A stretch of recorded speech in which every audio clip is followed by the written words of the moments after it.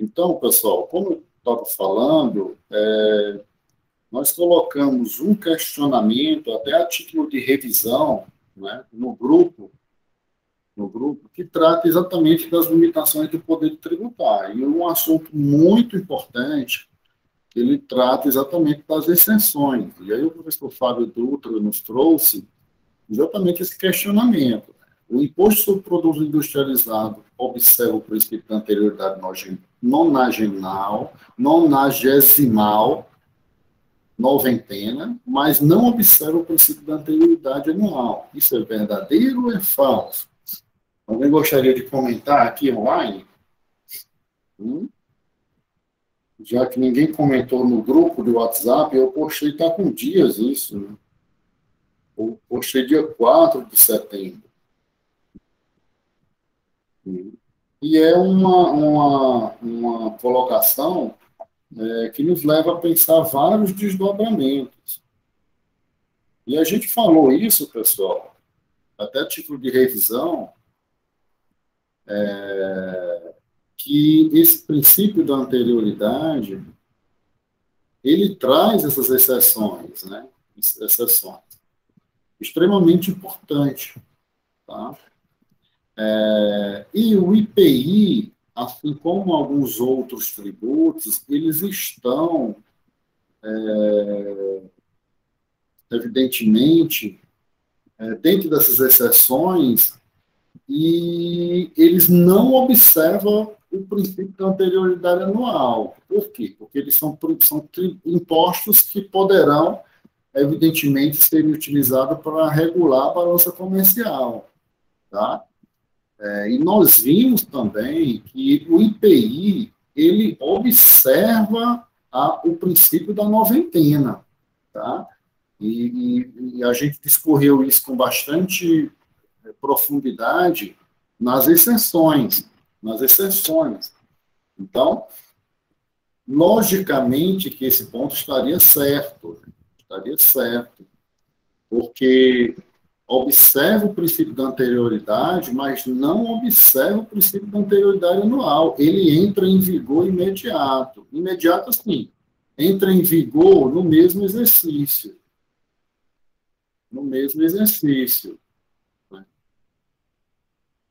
E aqui eu trouxe até aqui, eu fiquei esperando que alguém comentasse lá para que eu postasse exatamente a resposta, né?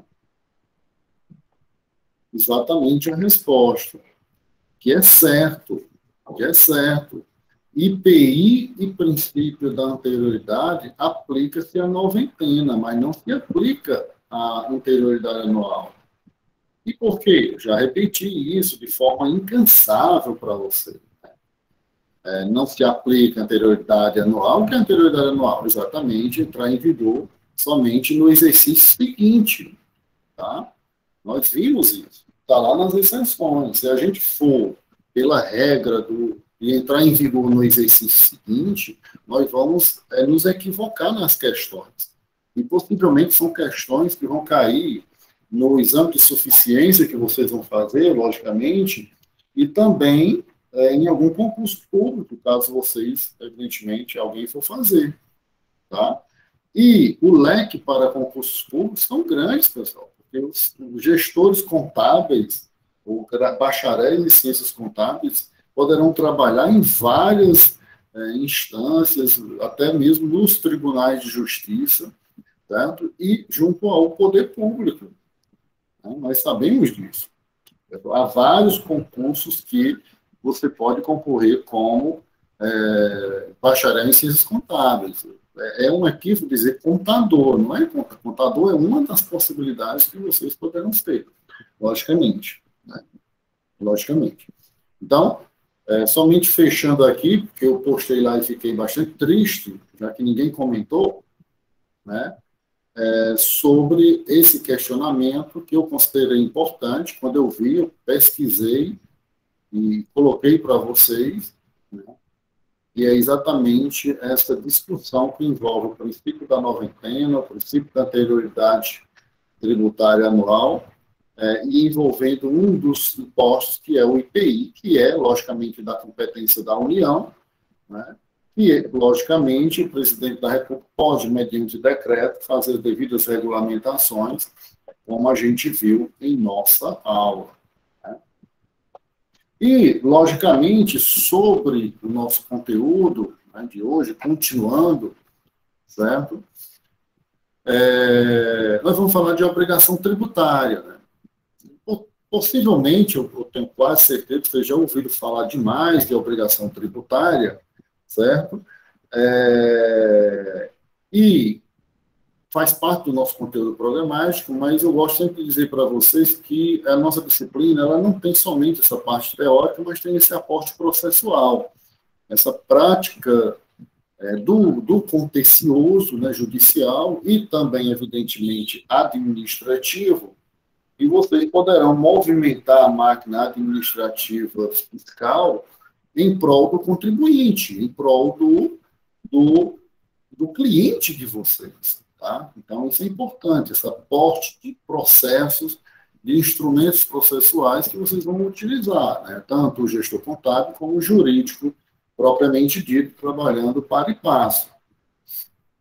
E dentro, aí eu trouxe diferente aqui para vocês essa linha do tempo bastante compacta, né? Nós fizemos toda uma discussão aqui antes, exatamente para construir essas bases para chegar à lei propriamente dita, à existência no mundo material de uma possibilidade jurídica que vai levar a ter ou não uma cobrança de um tributo do fisco para com o contribuinte, o fisco, o nosso cliente, e a gente discutiu toda uma questão conceitual e, logicamente, compreendendo que a nossa disciplina de direito tributário, além de ser autônoma, ela é um conjunto de normas, né, que tem por objetivo instituir, ou seja, criar, fiscalizar e arrecadar o tributo, só que eu entendo que esse conceito ele não traz para nós somente na perspectiva do fisco, ele traz para nós também na perspectiva do contribuinte, porque é impossível nós termos toda uma estruturação fiscal sem que tenhamos um contribuinte que tenha trabalhado, que tenha movimentado as estruturas, evidentemente, de empreendimentos, estruturas empreendedoras que fizeram com que alcançasse a situação que faria ou levaria à arrecadação de impostos, logicamente, né? Ou seja, a situação que vai gerar esse vínculo, certo?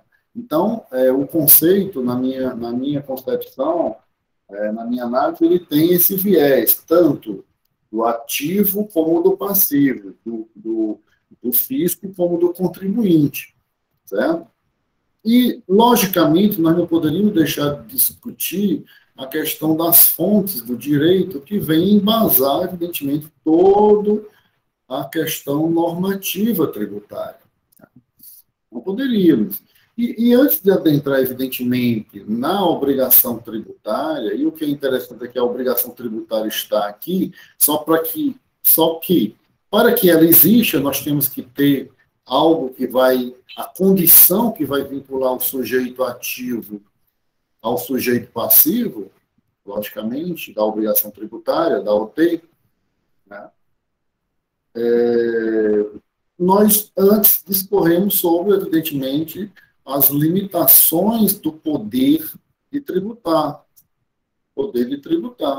certo? Como sendo aquela situação ou condição que vai impedir o Estado voraz sobre o patrimônio do contribuinte, né?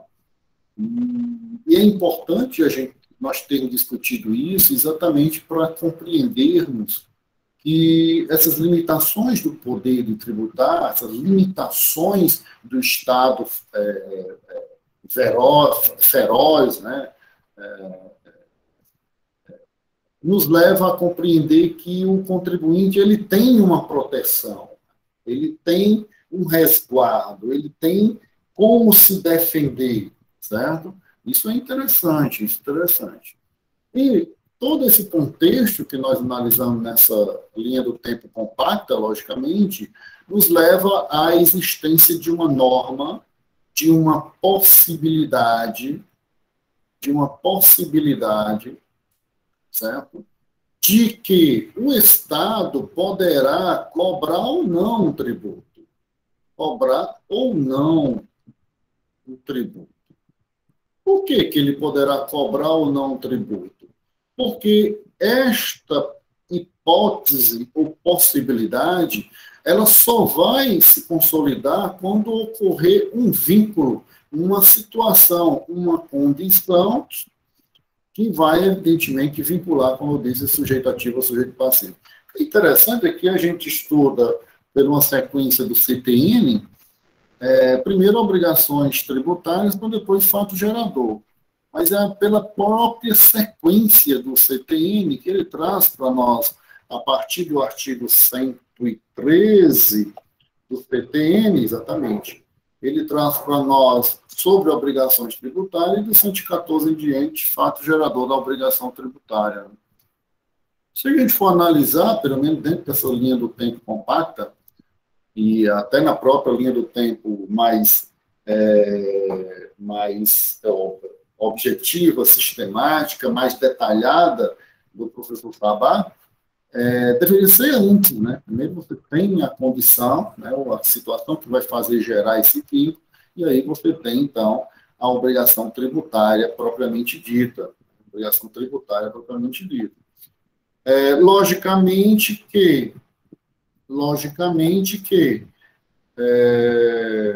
tudo isso, e eu não poderia deixar de discorrer tudo isso com o fim de constituirmos o crédito tributário.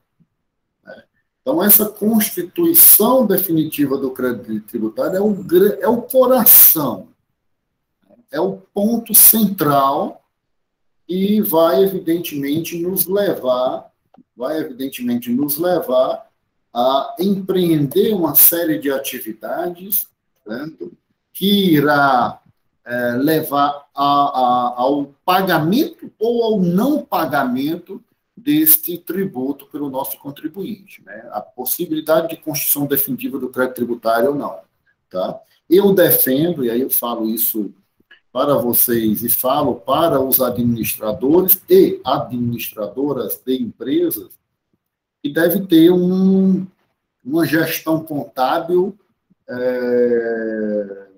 fixa, uma gestão contábil na empresa bem remunerada, até com dedicação exclusiva, o que implica um pagamento bastante significativo, uma equipe, exatamente para buscar esse planejamento, né?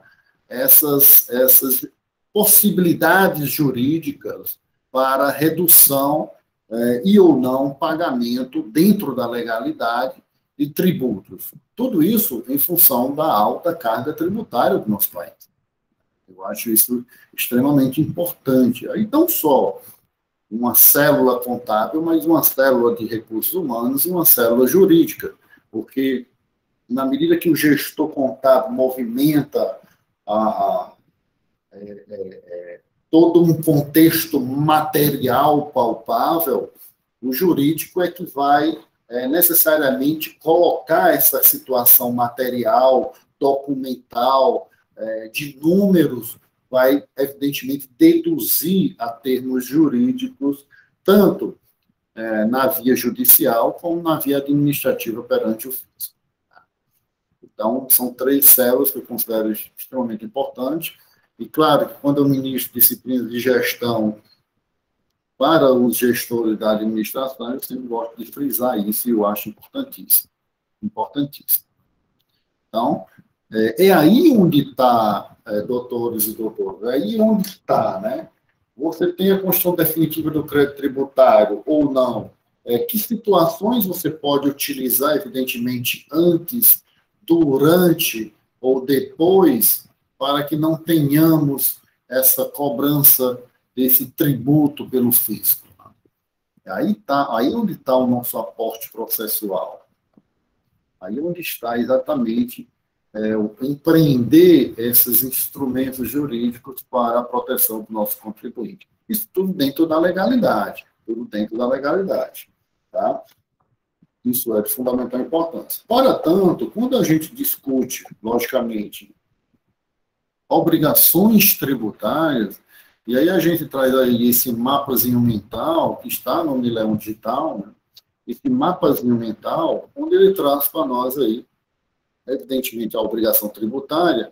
Primeiramente, eu vou trazer para vocês um mapa mental, para que a gente visualize de forma generalizada, e depois nós vamos ver diretamente no CTM. Então, eu gosto sempre de abordar de forma generalizada através de um mapa mental, que nos possibilita compreender toda a dimensão, tá? E depois a gente vai para o texto da lei para uma melhor compreensão, tá?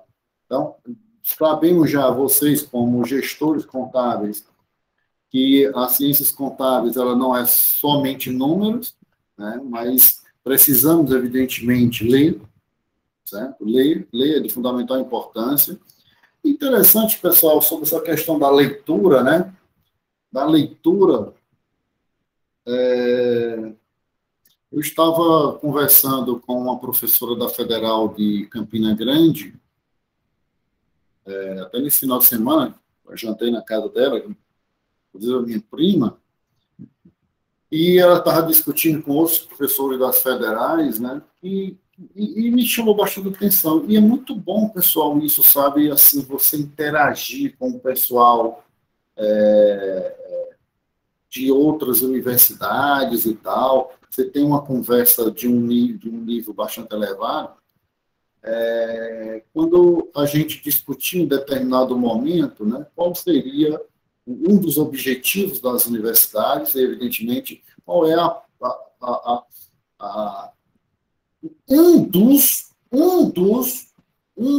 uma das ações, eu poderia dizer assim, qual seria uma das ações dentro de uma universidade, de um universo, na perspectiva do aluno. O aluno, dentro de uma universidade, ele necessita obrigatoriamente, pessoal, eu vou falar um negócio para vocês assim, com bastante sinceridade, depois de algumas décadas como professor, tá? Depois de contato com muitas universidades, né? Gerindo aí alguns setores aí de algumas universidades. Pessoal, eu vou dar um conselho assim de amigo assim para vocês, né? De amigo assim para vocês mesmos. Eu sou mais um amigo, né? A gente debate. Quando eu estava discutindo com ela, né, e com outros professores, né, uma conversa informal, até informalmente e aspas se divertindo, a gente discute, né? Ou melhor, dialoga, né? Dialoga, a gente dialoga, aceitar aqui o colega Gleice. Boa noite, Gleice. A gente dialoga, pessoal. Estou dizendo exatamente nesse ponto aqui, claro, estamos falando de obrigações tributárias, e é um conteúdo bem técnico, né? Bem técnico, que mexe com a legislação, mas eu vou dizer para vocês, né, nessa discussão com ela, uma das ações que os alunos de graduação devem ter, vou dar um conselho de amigo mesmo, eu concordei com ela, é a leitura, gente. Ler. Pessoal, leiam muito. Leitura, pessoal. Leitura. Não há como prescindir. Tá? Ler. Leitura, pessoal. A leitura possibilitará você o conhecimento. Se não for, não tem como. Tá? E manter uma possibilidade de leitura contínua. Contínua. Isso aqui que o professor conversa com vocês é uma gota d'água no oceano, meus queridos e minhas queridas. É uma gota d'água no oceano. Então, é ler, pessoal. Vocês, estão buscando ser os melhores, estudam numa das universidades melhores da região. É fato. Fato. Tá? Fato. Comprometida, pelo menos os professores são comprometidos. Eu falo por mim, sempre me comprometi bastante. Né? Eu sei que a nossa disciplina é complexa, sei. Agora perguntem. Agora, professor, repetirei 1000 vezes se for possível. Tá? Agora, leitura. É de fundamental importância ter uma leitura complementar. Tá? Leitura complementar. E se vocês observarem no Nilão Digital, eu sempre coloco um texto base, uma leitura complementar e imagens para reforçar. Tá? Então, eu mantenho essa estratégia. E discutir. Tá? Então, eu fiquei muito triste, e confesso para vocês, quando eu postei aquela discussãozinha, era um bate-bola para a gente errar mesmo, no WhatsApp, no grupo, e ninguém respondeu nada. Nem que não ia responder. E eu ainda reforcei, certo? Se fosse um professor que estava pouco aí, se lixando, se fosse um professor, ia lá no período de descanso, procurar algo sobre o conteúdo e postar. Ei, pessoal, vamos discutir no final de semana, no feriado. Entende? Então, eu fiquei triste, confesso para vocês, triste, né? Por ninguém ter comentado nem nada. Professor, não sei. Poxa, show, obrigado. Então, bora conversar, bora debater, né? Mas, assim, estou falando na maior tranquilidade, de boa mesmo, que o momento é essa. Olha, pessoal, eu não sei de tudo, não. Eu não sei de tudo, não, pessoal. Se eu não souber uma coisa, pessoal, vou dar uma pesquisada. Tá? Agora, eu tenho uma estrada de décadas como professor, como gestor, tá bom? De instituições públicas, privadas, entendeu? Olha aí meu currículo Lattes, vão lá no meu currículo Lattes, terem curiosidade de olhar quem é o professor. Olha todos eles, todos eles. Então, leitura, pessoal, é importante ler.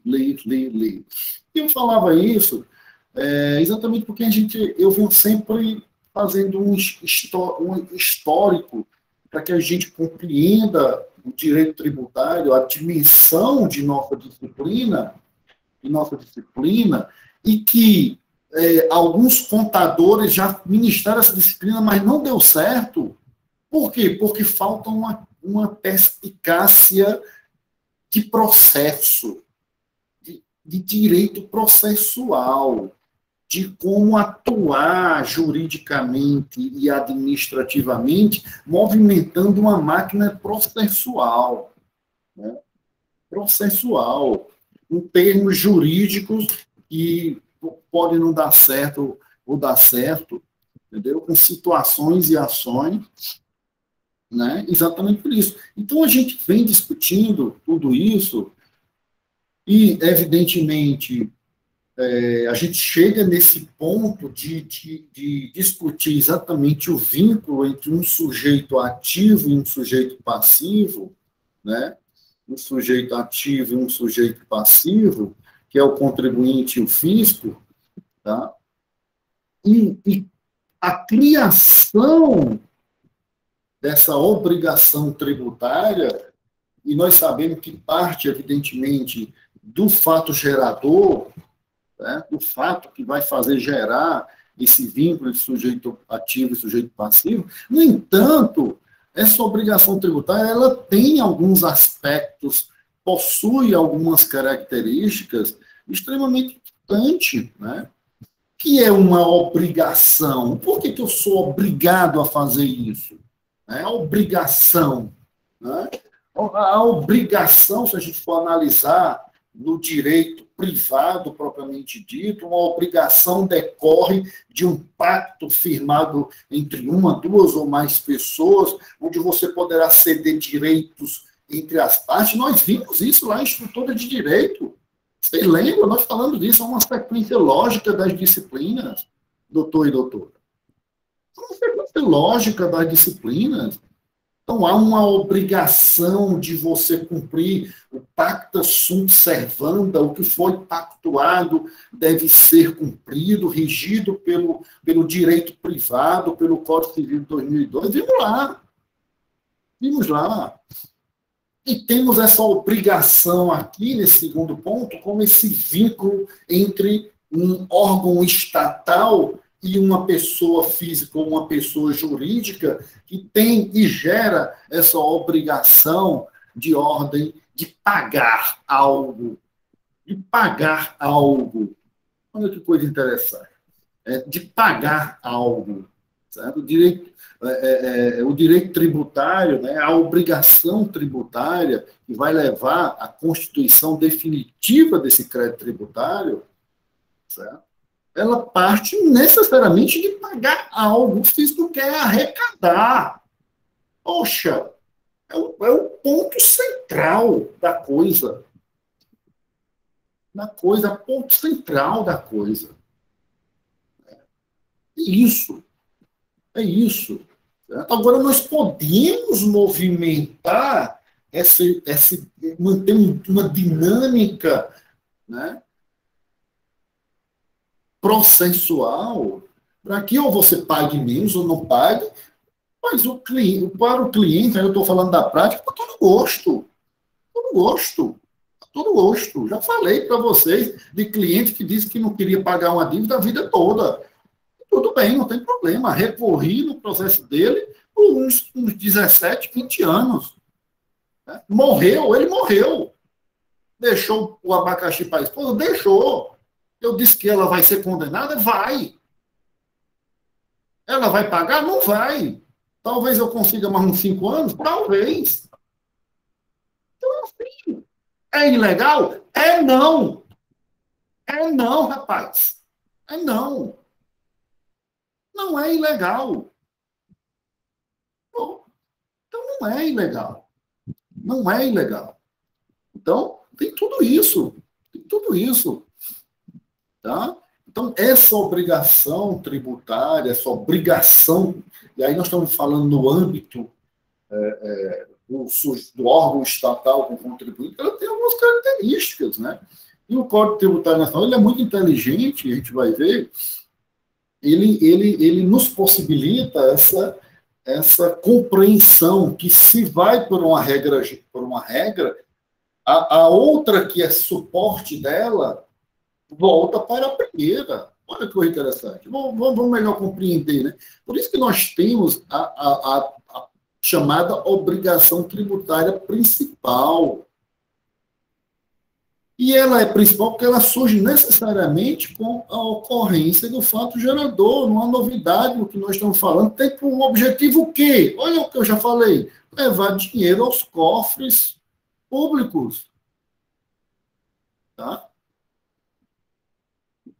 E essa obrigação tributária principal, ela decorre daquela existência da hipótese de incidência. Só existia no mundo, no ar, no espaço, no cyberespaço, aquela possibilidade.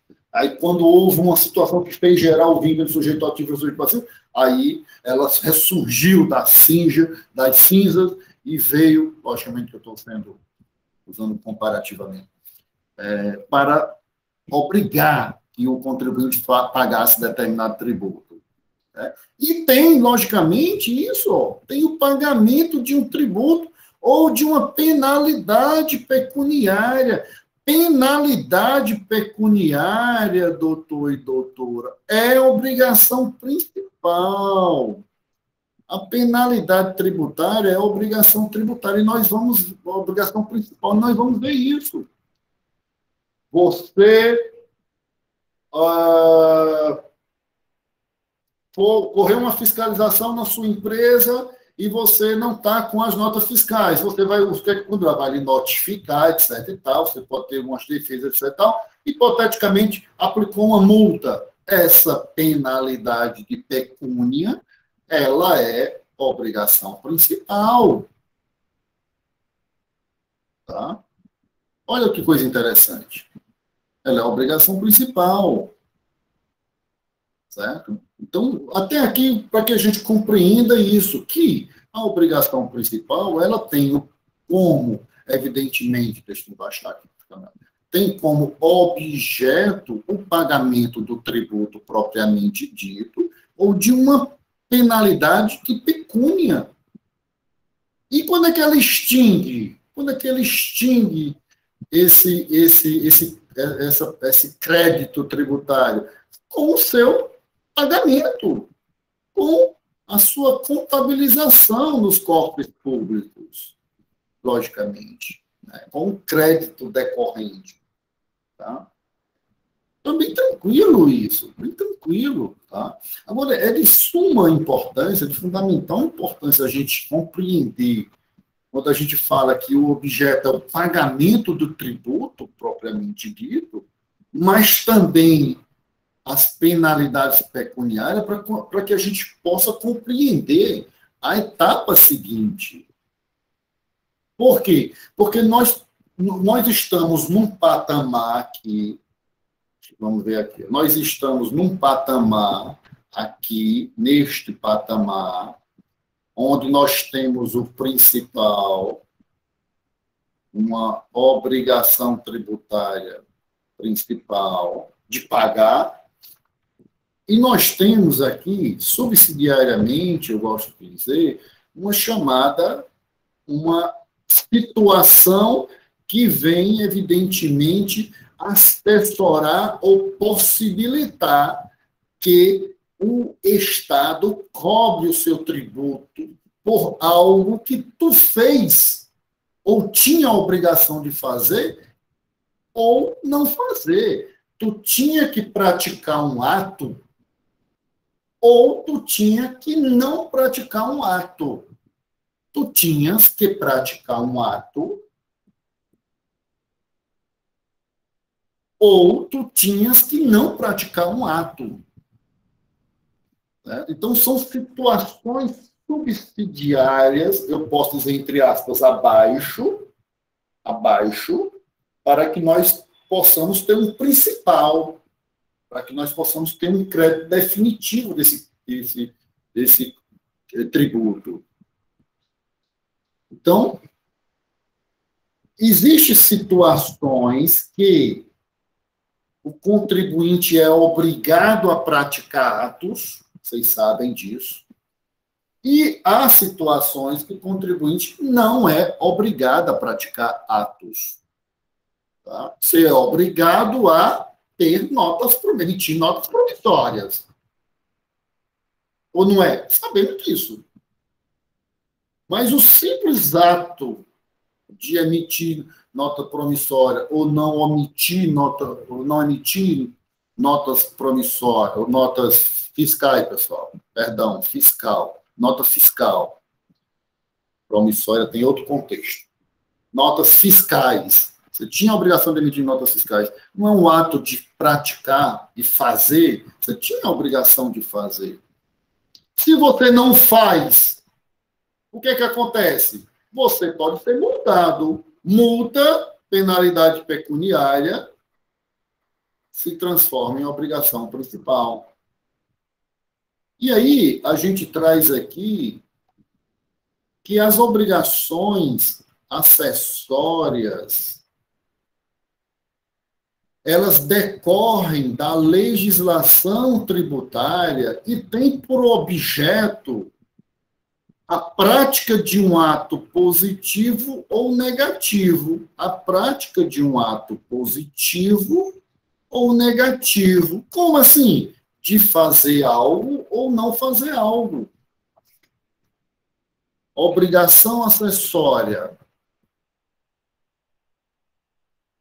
de, por exemplo,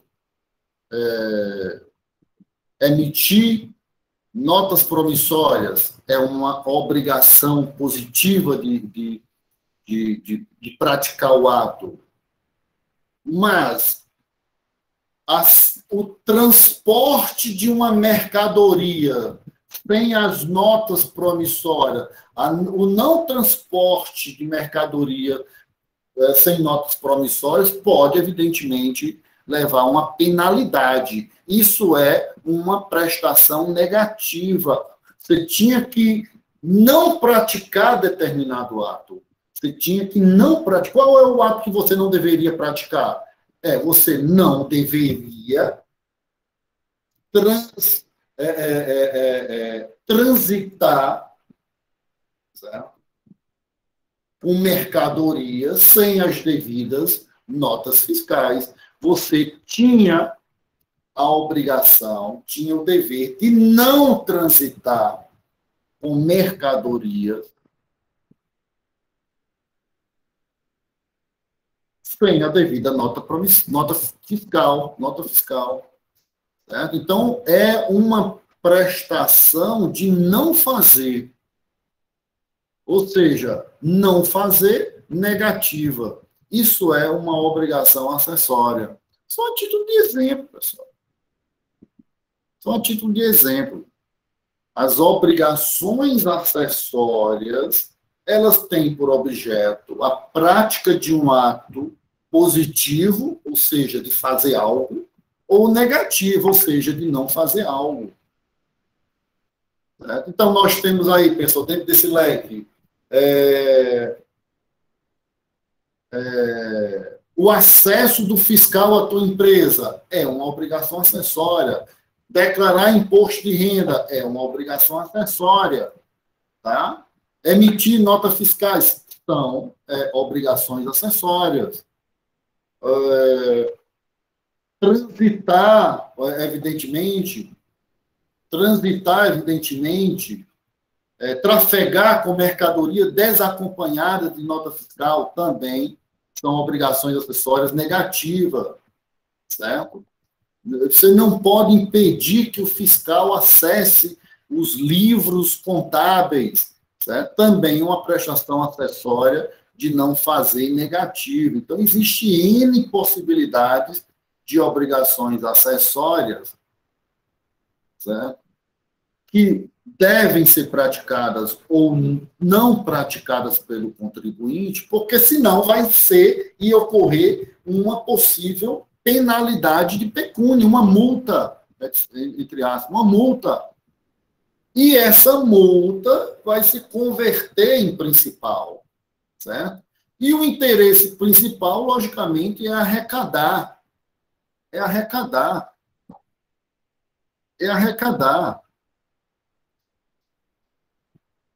Certo? É arrecadar. De fundamental importância essa contextualização. É arrecadar. E, pessoal, na medida, por exemplo, que é o mais característico, se você tem mercadorias sem notas fiscais, além da possível penalidade de pecúnia, pena pecuniária, de pecúnia, possível multa, você também comete um crime penal no âmbito criminal. Além da multa no âmbito civil de ser obrigado a pagar o fisco, você pode sofrer um processo criminal. Lei 8178/90, vamos ver se 8178, acho que é isso. Então, é um crime contra a administração tributária, um crime contra o fisco. Então, o que é interessante é isso. Tá? Agora, pessoal, eu gostaria de chamar a atenção para vocês, é o seguinte, que as obrigações acessórias, elas decorrem da legislação tributária. Como assim legislação tributária? Nós estamos falando da lei, é isso, pessoal? Nós estamos falando da lei somente ou não? O que é que nós podemos entender sobre legislação tributária? E isto, pessoal, esse termo, as obrigações acessórias, elas decorrem da legislação tributária e isso cai demais em suficiente e em concurso. Né? Legislação tributária, pessoal, não é somente a lei. Não é. Não é somente a Constituição. Não é. Não é. Legislação tributária, ela é todo um conjunto normativo. Por quê? Porque o fisco, ele pode, por exemplo, mediante um regulamento, certo? Mediante uma portaria, regular ou incluir um novo procedimento relativo a notas fiscais, relativo à fiscalização do fisco. E se a sua empresa não se adequar a esses novos requisitos, ela será multada.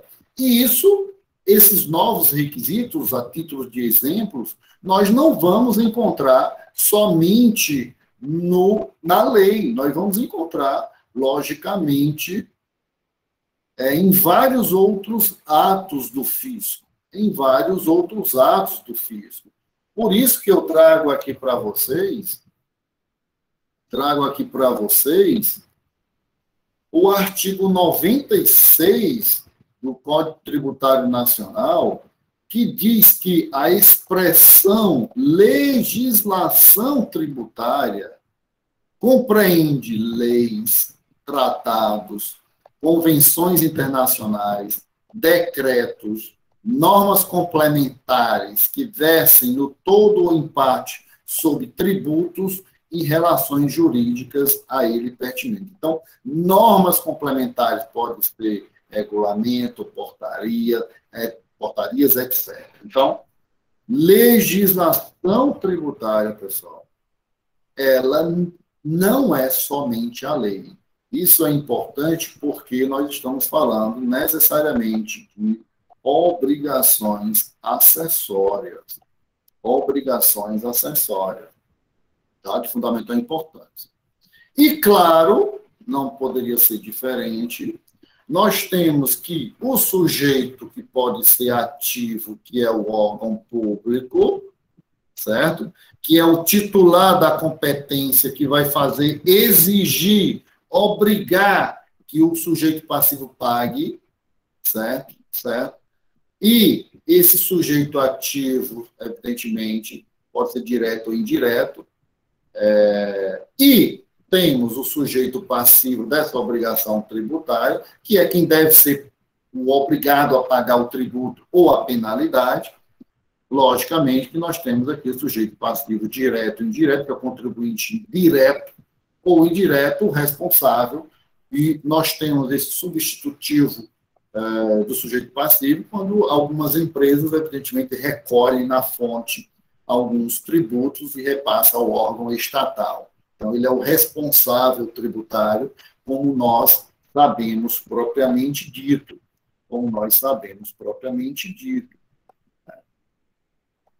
Agora, dentro desse mapa mental, e trazendo aqui para vocês esse pequeno quadro comparativo, né, nós temos aí que a obrigação principal está no artigo 113 do Código Tributário, parágrafo 1º, e também no 113, nós temos no parágrafo 2º as obrigações acessórias. O fato gerador da obrigação principal, ela está previsto na lei. Somente a lei vai dizer o fato gerador da obrigação principal. Tá? Fato gerador da obrigação principal. O fato gerador da obrigação principal previsto na lei que não é uma obrigação acessória. Por exemplo, IPTU, a sua casa que está no seu nome. Então, nós temos a obrigação principal de pagar o IPTU. Tá? Então, na medida que está no meu nome e eu registro, temos aí o fato gerador, a obrigação principal. Não há nada acessório aí, certo? Fato gerador da obrigação acessória pode estar previsto na legislação, não só na lei, em várias. Aí nós temos, por exemplo, a sua empresa que tem aqui e está fixada em Juazeiro do Norte, ela paga IPTU. Ela paga IPTU, então nós temos uma obrigação principal. Ela, no entanto, não permite que os fiscais da Fazenda, Municipal, Estadual, Federal, adentre e fiscalize os livros contábeis. Isso, evidentemente, vai gerar uma possível multa. Isso é uma obrigação acessória de toda a complexa empresa que tu tens. Tá? Então, obrigação acessória. As obrigações acessórias, certo? Evidentemente, pode ter novos procedimentos ou não, vai levar a uma possível multa, aí essa multa vai ser transformada em obrigação principal. Tá? A obrigação principal tem por objeto principal o pagamento do tributo, certo?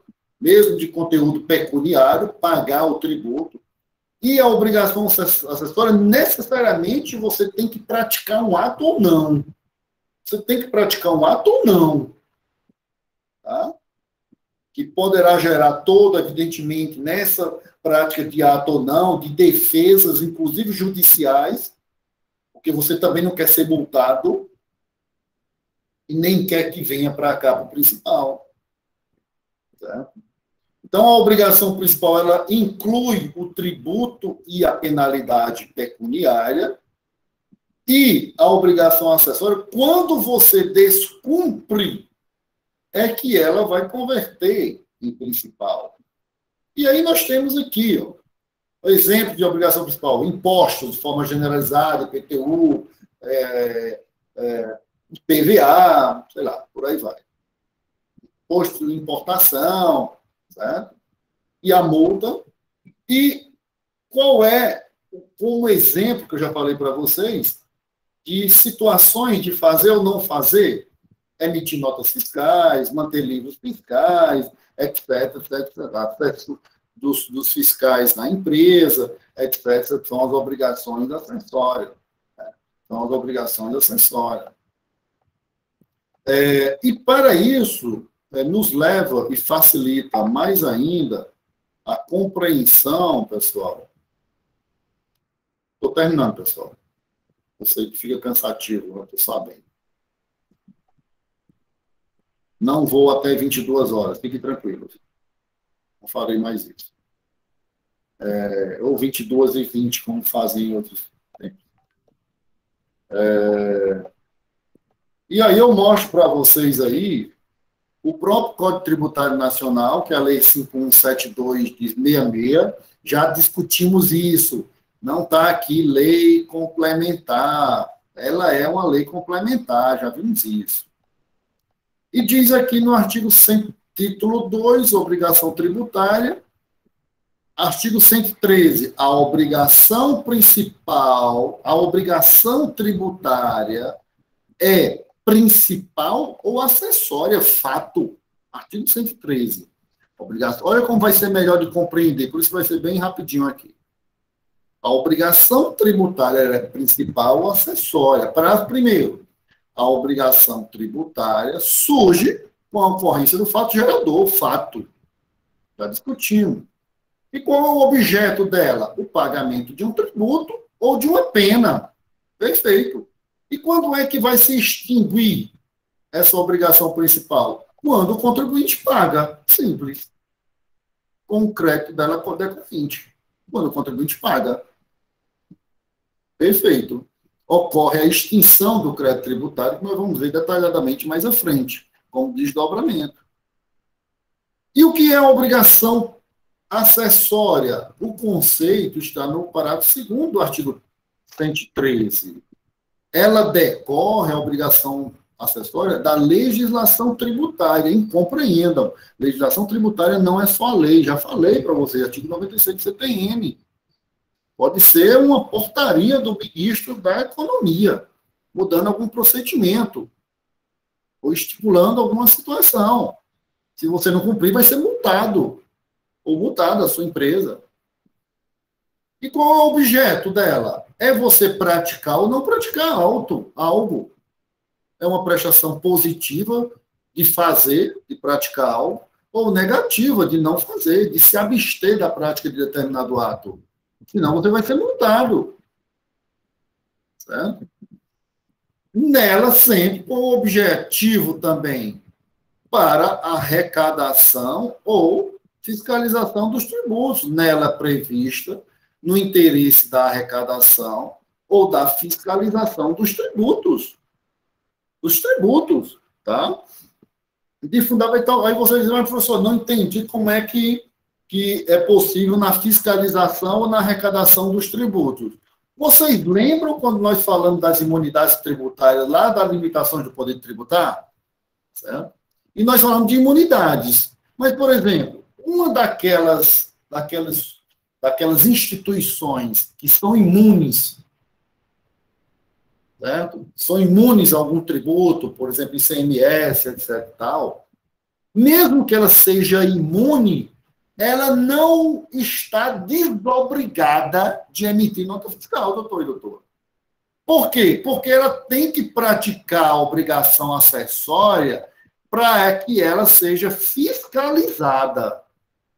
Ela tem que praticar a obrigação acessória, mesmo que não pague. Certo? Não pague porque ela tem imunidade tributária. Mas ela é obrigada a praticar as obrigações acessórias para que sejam fiscalizadas. Tá? Isso é de fundamental. Não só aquelas instituições, mas várias outras que têm essas prerrogativas. Tá? De fundamental importância isso. Então, essa obrigação acessória, ela vem como essa prestação de fazer ou não fazer, certo? E vem o parágrafo terceiro. Ora, mas se você tem uma multa aqui, qual é o fundamento jurídico para que ela seja uma obrigação principal? Está lá no parágrafo terceiro do artigo 113, doutor e doutora. A obrigação acessória, pelo simples fato de você não praticar o ato, ou seja, da sua inobservância, vai converter em principal relativamente à multa, à penalidade pecuniária. Então, o parágrafo terceiro aí do artigo 113 nos traz exatamente o momento em que toda essa obrigação acessória ela vai se transformar em principal e aí iniciará as etapas seguintes, porque quando você transforma, temos uma obrigação principal, certo? Nós poderemos ter, possivelmente, a constituição definitiva, o lançamento e a constituição definitiva do crédito tributário, e aí inicia toda um processo de execução civil e possíveis ações criminais, caso tenha ocorrido algum crime no âmbito penal. Tá? E nós vamos ver isso detalhadamente mais à frente. Certo, pessoal? Perguntas sobre a obrigação principal e a obrigação acessória, pessoal? Tudo ok. Professor, eu queria saber se o senhor indica algum livro. Sim, com certeza. Professor Sabá e o outro, eu vou lhe dizer aqui agora, nesse momento, eu vou parar o compartilhamento. Professor Sabá é excelente. Professor Sabá. E no nosso material, eu uso muito, vou colocar aqui, eu tenho uma versão aqui do professor Sabá. Solamente. Vocês podem dar uma olhada também no nosso conteúdo programático. Tá? Ao final, nós temos... Um minuto, pessoal. Eu citei também aqui os dois que eu mais... Eu gosto de todos. São os que eu mais... O professor Baleira é muito bom, Sabag.